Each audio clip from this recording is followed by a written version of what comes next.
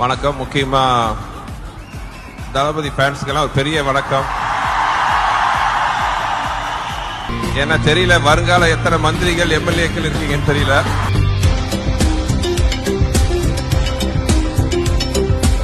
வெற்றி வாய்ப்பை இழந்து விட்டோம். அவ்வளவு மன வருத்தம். தீகாக்காரவங்க பகுத்தறிவாளர்களுக்கெல்லாம் தோல்வி அழுகையை தருமான்னு தெரிஞ்சதே எங்களுக்கு அப்பதான். கதருங்க, இன்னும் 5 வருஷத்துக்கு கதறு கதறு கதறு கதறு கதறுதான். அது நல்லா கத்தியது கதறியது ஊர கூட்டியது. வெட்ட வெட்ட வளைஞ்சு கொடுக்கறதுக்கு நாங்க வாழை மரம் இல்லடா, வாழையடி வாழையா இருக்கக்கூடிய ஆலமரம்டா. முதல்ல வாழை மரம் எப்படி வெட்ட வெட்ட வாழை மரம் வேணா துளுக்கும், ஆலமரம் எப்படி துளுக்கும்? ஏதோ பேசுறதுக்காக நான் பேசிட்டு இருக்காத, நேரத்தை கடத்தாத, நல்ல விவரமா பேசு. அந்த எதுகை மோனைக்கு போறேன்னு அதுல அர்த்தம் இருக்கணும்ல. அர்த்தம் இல்லாம எதையோ ஒண்ணு பேசிக்கிட்டு எல்லாம் பண்ணிக்கிட்டு. எஸ்ஐ சார், ஐயோ இங்க பாருங்க சார், ஒரே பைத்தியங்களா இருக்கு சார். சார் எஸ்ஐ சார், நீ கோட்டு போட்டது பிரச்சனை இல்லை, உனக்கு ஓட்டு போட்டதுதான் எங்களுக்கு பிரச்சனை. எங்க பிரச்சனை அதுதான். நாங்க எல்லா இடத்துலயும் இதுதான். ஒப்பாரியா? சத்தியமா ஒப்பாரிதான். ஹீட் ஓவரா இருக்கு. இது அவனுக்கு நல்லதோ இல்லையோ, உனக்கு நல்லது இல்ல. இப்ப இன்னொரு டைலாக். இது எல்லாத்துக்கும் மேல சொல்றேன், திமுரா தௌலத்தா சொல்றேன். நோ உதயனா தம்பினா சின்ன பகவதிடா.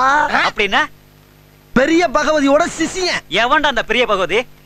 பகவதியே தெரியாதா? ரைட்லா ரைட். இருந்தா ஊருக்கு, இல்லைன்னா சாமிக்கு.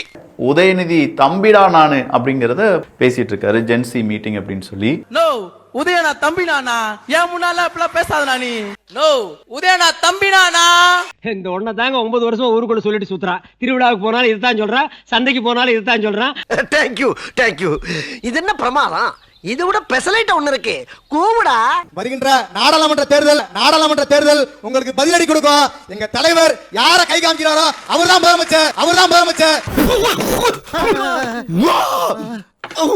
டேய் டேய் டேய், நீங்க வேணா இந்த எலெக்ஷன்ல ஜெயிச்சிருக்கலாம், ஆனா வர்ற நாடாளுமன்ற தேர்தலில் எங்க தலைவர் யாரை கை காண்பிக்கிறாரோ அவர் தான் முதலமைச்சர். டமுனமானி எனக்கு ஒரு இடி விழுந்துச்சு. இவங்களை போல ஊசி போட்டு கொண்டு வரணும் அப்படின்னு பேட்டி கொடுத்துருக்கேன். ஊசி போட்டு கொண்டு கடல் எள்ளி போட்டணும். இவங்க இந்த பூமிக்கு தேவையில்லாத எக்ஸ்ட்ரா வெயிட். இவங்க தூக்கிட்டு சுத்துறதுக்கு கஷ்டப்பட்டு சுத்திட்டு இருக்கு பூமி. எதுக்கு இவங்க?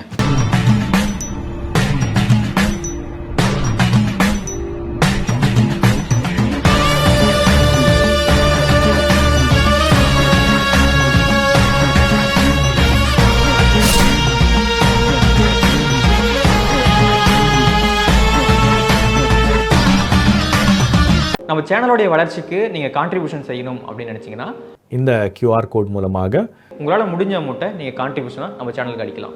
நன்றி. எங்க தலைவர் தான் வருங்காலத்தின் எதிர்காலத்தின் இந்தியா. உங்களுக்கு எல்லாம் ஒரே குழப்பமா இருக்குல்ல? ஆமா, வருங்காலத்தின் எதிர்காலத்தின் இந்தியாடா எங்க தலைவர் அப்படின்னு சொல்லியிருக்காரு. வருங்காலத்தின் எதிர்காலத்தின் இந்தியாடா எங்க தலைவர் அப்படிங்கிறது என்ன அர்த்தம்? நீங்க எல்லாம் பைத்தியமாடா? நீங்க என்னால நம்பவே முடியல. இவங்க பைத்தியம் தான், நான் எனக்கு சத்தியமா நம்ப முடியல. இல்லை, எனக்கு புரியல. நாடாளுமன்ற தேர்தலில் யாரை கை காண்பிக்கிறாங்களோ அவங்க எப்படி முதலமைச்சர் ஆக முடியும்? தம்பியே சாதாரணமா நினைக்க தம்பி, அறிவு முத்தி போய் காது வழியா வலிஞ்சு ஊத்துது. கை துண்டு எடுத்து தொடச்சுக்கிருக்கேன். ஐயா, இந்த அரசியலை கற்பிக்க வேண்டும், அரசியலுக்காக ஜென்னிசட்டை நாங்கள் உருவாக்கி கொண்டிருக்கிறோம் அப்படின்னு சொல்றதுல ஏகப்பட்ட குளறுபடிகள் இருக்கு. என்னடாது? ஒண்ணுமில்ல பிரச்சனை. கத்தில ஒரே ஒரு பாயிண்ட், பதம் கம்மி. அப்படிதான். ஒரு பாயிண்ட் இல்லப்பா, 7-8 பாயிண்ட். உன்னை கேட்டாரா? கேட்டாரா? என்ன சின்ன பிரதமரா இருக்கிற ஆஸ்கல்? இந்த குளறுபடிகள், இந்த உளறல்கள் மீண்டும் திமுகவை ரொம்ப பெரிய அளவுல பின்தங்க வைக்கும். திமுக பேசி பேசி வளர்ந்த ஒரு கட்சி. அப்படி இருந்த திமுக இன்னைக்கு ரொம்ப பெரிய அளவுல ஆபாச பேச்சாளர்களை வைத்து, இதே மாதிரி உளறுபவர்களை வைத்து மறுபடியும் திமுக ஆட்சி பிடிச்சிடலாம், இதுதான் ஜென்சி மெத்தட் அப்படின்னு சொல்லலாம் வந்தீங்கன்னு வச்சுக்கோங்களேன். வருகிற நாடாளுமன்ற தேர்தலில் எங்கள் தலைவர் கை காட்டுபவர் தான் முதலமைச்சர். அடுத்து வர உள்ளாட்சி தேர்தலில் அவங்க தலைவரை நிற்க வைத்து பிரதமராகவும் திட்டம் வைத்திருப்பதாகவும் கூடுதல் தகவல்.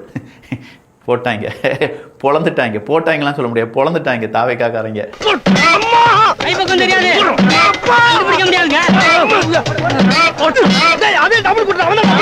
அந்த உள்ளாட்சி தேர்தலில் தலைவரை நிக்க வச்சு ஜெயிக்க வச்சு பிரதமராக்க போறாங்களாம். ஏதோ தொடர்பு இருக்குமோ என்ற சந்தேகம் எல்லோருக்கும் ஏற்பட்டிருக்கிறது. மம்தா காங்கிரஸோட இல்ல, மற்ற கட்சிகள் யாரும் சிபிஎம் காங்கிரஸோட இல்ல. So Stalin will head the third front and he will become the prime ministerial candidate in the next election. என்னது எப்பா இங்க வா ஏற்கனவே நான் பட்ட அவஸ்தை பத்தாதா மேற்கொண்டு நீ வேற கரண்ட் கம்பியில கோர்த்துட்டு போறாரா மாப்ள பாரு இது நான் உனக்காக செய்யல எனக்காக செய்யறேன் கமெண்ட்ரே. அடுத்த ஒருத்தர், இது ஜென்சி டிஎம்கே மீட்டிங் இல்ல, ஒப்பாரி மீட்டிங்கடா. 2 வாரமா வாரீங்க, திமுக தான் கெத்து, கலைஞர் தான் சொத்துன்னு ஒரே அழுக. இப்போ அபியூஸ் பண்ணிட்டு திமுக காரண்டா ஃபயர் விடுங்கடா அப்படின்னு சொல்லி பெரியார் உங்களுடைய கொள்கை தவிர வச்சுக்கின்னு நெத்தியில ஒரு பொட்டு, கையில ஒரு கயிறு, கூடவே ஐயரு மயிர் வாயில் நல்லா வருது வேணான்னு பாக்குறேன். மோத்தா உன்னை பெத்தாலா இல்ல யானை கண்ண கக்குச்சாடா இனிமே சொல்லுவியா சொல்லுவியா சொல்லுவியா சொல்லுவியா வீடு வீட்டுக்கு பிச்சை வாங்கி திங்கிற நாயே. மத அடையாளமே இல்லாம இருக்கீங்கன்னு சொல்றீங்க. ஆனா என்ன, நெத்தியில ஒரு பொட்டு, கையில ஒரு கயிறு, என்னடா அப்படின்னு சொல்லி முதலமைச்சரை கெட்ட வார்த்தை பேசுறாங்க. என்னங்க பார்த்துட்டு இருக்கீங்க ஐயா போலீஸ் ஆபீசர்ஸ்? என் கடமை எம்ஜிஆர் அடிங்கனால ஐயா ஜுடிஷியல்ஸ், யாராவது கொஞ்சம் பாருங்களேன். இதெல்லாம் தவறு ராசா, இதெல்லாம் தவறு. உங்களை யாரோ பின்னாடி இருந்து இயக்கி கொண்டிருக்கிறார்கள். திமுகவை பார்த்தா என்னைக்குமே ஒரு சிலருக்கு பயம் இருந்துகிட்டே இருக்குன்றதுக்காக பயமா அது கடிச்சிடாத. என்னடா பால் விளம்பரத்து வர பசுமாடு மாதிரி பல்ல காமிச்சுட்டு டிஆர்பி ராஜா உள்ளக்க வந்தார் பார்த்தீங்களா, அன்னைக்கே ஏகப்பட்ட பிரச்சனைகள். அது இளைஞர்கள் முன்னெடுக்கட்டும், தேவையில்லாம அதுக்குள்ள வந்து ஐடி விங் தான் காரணம், ஐடி விங் தான் பின்னாடி இருக்குன்னு சொல்லி மக்கள் மத்தியில் மறுபடியும் திமுகவுக்கு டேமேஜ் வந்துடக்கூடாது. இதுல நீ ஏதாச்சும் மிஸ் ஆன அப்படியே கண்ணமாப்பட்ட சுடுகாட்டுல கொண்டு வச்சு உன்னை உசுரோட சமாதி ஆக்கிடுவேன். புரியுதா? Door lock. ஸோ இங்கே டேமேஜ் அப்படிங்கிறத நம்ம ஓரளவுக்கு தடுத்து நிப்பாட்டணும்னா ஒரு லேயர்ஸை ஃபார்ம் பண்ணி வைக்கணும். ஸோ ஒரு ஆள் இருந்து இன்னொரு ஆள் தப்பிப்பதற்கு அப்படின்னு சொல்லும்போது ஒரு லேயரை ஃபார்ம் பண்ணுவாங்க. என்னடா இப்படி பண்ணிட்ட? உன் உயிரை கொடுத்து என் உயிரை காப்பாத்திட. அந்த மாதிரி இப்போ திமுகக்கு வரக்கூடிய டேமேஜை எப்படியாவது கம்மி பண்றதற்கு லேயர்ஸ் அப்படிங்கிறத திமுக ஃபார்ம் பண்ணிக்கிட்டே இருக்காங்க. நம்ம ஆட்டோக்கார தம்பி எங்க இருக்கான்னு கொஞ்சம் பாருங்கம்மா.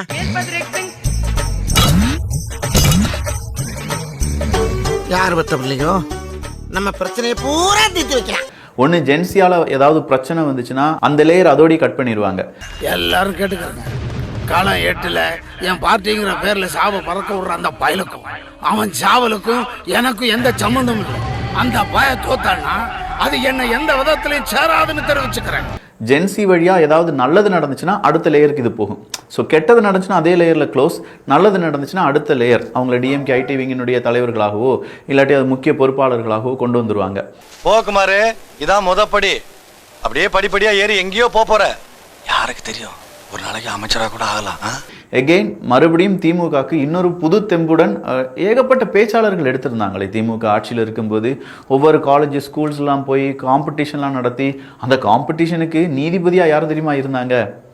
அது தீர்ப்பு போடணும்ல, எப்பா யார் ஜெயிச்சாங்கன்னு சொல்லி சிவாஜி கிருஷ்ணமூர்த்தியை கொண்டு போயிருந்தாங்க. ஸ்டார்ட் பண்ணு.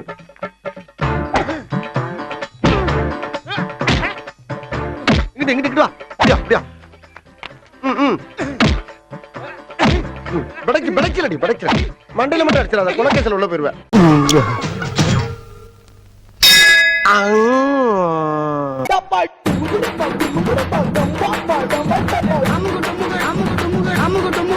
அம்மா